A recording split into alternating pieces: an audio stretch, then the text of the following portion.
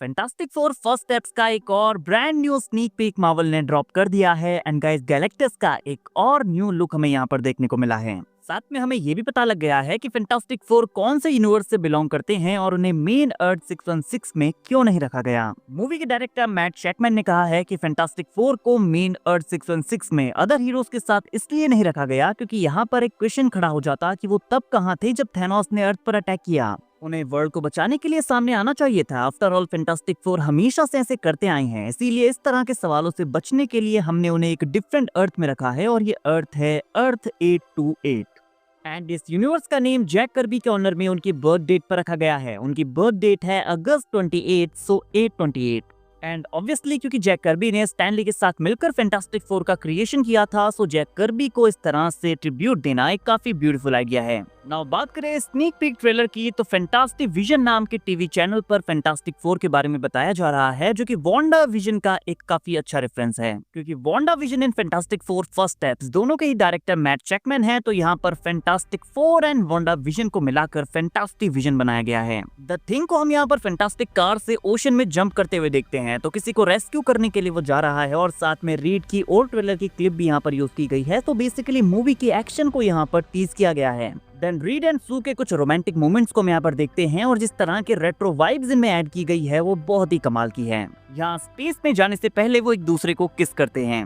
Harbi and the thing kitchen में खाना बना रहे हैं और जॉनी साइड में बैठकर बस खा रहा है। आई मीन जॉनी से आप इससे ज्यादा क्या ही एक्सपेक्ट करेंगे। रीड चिल्ड्रंस के सामने अपने फन एक्सपेरिमेंट्स को शोकेस कर रहा है और चिल्ड्रंस इसे देखकर काफी खुश एंड हैरान हैं। और इस शॉट में हम सू को अपनी पावर्स का यूज करके सिटी के लोगों को बचाते हुए देखते हैं। एंड सू की फोर्स व्हील की पावर्स में जो ये रेनबो कलर्स ऐड किए गए हैं ये मुझे बहुत ही ब्यूटीफुल लगे। हम उसकी इनविजिबिलिटी की पावर भी यहाँ पर देखते हैं। यहाँ पर द थिंग एंड जॉनी के सामने वो अचानक इनविजिबल से विजिबल होती है और वो दोनों से देखकर डर जाते हैं। एंड द थिंग यहाँ पर एक डैमेज शिप को उसके एंकर चेन से खींचकर सी से बाहर निकाल रहा है। सो आई थिंक यहाँ पर ये जंप उसने इस शिप को बचाने के लिए लगाई थी। एंड इस शिप को जब वो किनारे पर लाता है तो उसका डॉग उसका इंतजार कर रहा है। सो द थिंग ह्यूमंस के साथ साथ एनिमल्स का भी काफी अच्छा दोस्त है और कॉमिक्स में भी वो अपने डॉग से बहुत प्यार करता है। गाइस सुपरमैन में हमने क्रिप्टो को देखा, नाउ फैंटास्टिक फोर में क्रिप्टो को कंपटीशन मिलने वाला है। एंड द थिंग जब यहाँ पानी से निकलता है तो पीछे से उसकी पैंट्स यहाँ पर बिल्कुल वेट दिखाई गई हैं, जो कि एकदम ओरिजिनल लगता है। तो सीजीआई एंड वीएफएक्स टीम ने काफी कमाल का वर्क किया है। एंड इस रात वाले शॉट में आप फैंटास्टिक फोर की बैकस्टर बिल्डिंग एंड स्पेसशिप को एक ही फ्रेम में देख सकते हैं। एंड फैंटास्टिक फोर जब अपनी स्पेसशिप में बैठकर स्पेस में जाने के लिए तैयार हैं, तो फैंस उन्हें देखकर काफी खुश हैं। तो ये दिखाता है कि लोग फैंटास्टिक फोर को अपना हीरो मानते हैं। एंड देन बैकस्टर बिल्डिंग के विंडो से बाहर गैलेक्टस का हेड हम ग्रो होते हुए देखते हैं। एंड हर्बी का रिएक्शन बताता है कि भाई अब मैं क्या करूं। एंड वी ऑल नो कि गैलेक्टस यहाँ पर क्यों आया है, उसे क्या चाहिए, उसे चाहिए बेबी फ्रैंकलिन। एंड गैलेक्टस इस शॉट में फैंटास्टिक कार को हिट करने का ट्राई करता है, लेकिन बेन इसे ऊपर उड़ाता है और सू इसके अराउंड अपनी पावर्स का यूज करती है ताकि गैलेक्टस इसे टच ना कर पाए। तो इस मूवी में जो ये क्रिएटिविटी एंड डिटेलिंग यूज की गई है ये मुझे बहुत पसंद आ रही है। मिस्टर फैंटास्टिक की स्ट्रेचिंग पावर्स इस सीन में बहुत ही कमाल की लग रही हैं। आई मीन मिस्टर फैंटास्टिक का ये अब तक का सबसे बेस्ट शॉट है। वो अपने हाथों को स्ट्रेच करके बार्स को होल्ड करके क्लाइम कर रहा है और जो इंटेंसिटी इस सीन में दिखाई गई है ना वो नेक्स्ट लेवल पर है। गाइस ट्रेलर के सीन में अगर आपने नोटिस किया हो तो मैगजीन के कवर पर यहाँ पर लिखा हुआ है mastermind the mad thinker. The mad thinker fantastic four का एक सुपर विलन है। उसका रियल नेम जूलियस है। वो प्रोबेबिलिटीज को लेकर इतना ऑब्सेस्ड होता है कि वो फ्यूचर इवेंट्स के आउटकम्स को डिटरमाइन करने के लिए मैसिव कंप्यूटर डेवलप करता है। एंड बिलीव इट और नॉट बट वो काइंड ऑफ फ्यूचर बताने लगता है। वो फैंटास्टिक फोर की टीम को भी अलग कर देता है। चारों मेंबर्स अपने अलग अलग फील्ड्स में चले जाते हैं, but after all fantastic four उसे हरा देते हैं।